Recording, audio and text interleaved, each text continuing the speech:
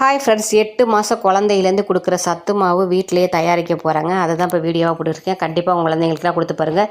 பாயாசம்லாம் வைப்போம்ல, ஜவ்வரிசி, அந்த ஜவ்வரிசி 100 கிராம் அதை நல்லா பொரிஞ்சு வர அளவுக்கு பொரித்து எடுத்துக்கோங்க. அதே அளவுக்கு பொட்டுக்கடலை, உடச்சக்கடலைன்னு சொல்லுவாங்களே, அதையும் நல்லா ஹீட் பண்ணுற அளவுக்கு நல்லா சூடு பண்ணிவிட்டு ரெண்டையும் ஆற வச்சுருங்க. அதே அளவுக்கு சாப்பாடு அரிசி வீட்டில் இருக்கிற புழுங்கல் அரிசி, அதையும் 100 கிராம் அதே அளவுக்கு எடுத்து ரொம்ப செவக்க போட்டு ஆக்காமல் நல்லா பொரிஞ்சு வரும்ல அரிசி, அந்த அளவுக்கு அரிசியையும் பொரித்து எடுத்துக்கோங்க.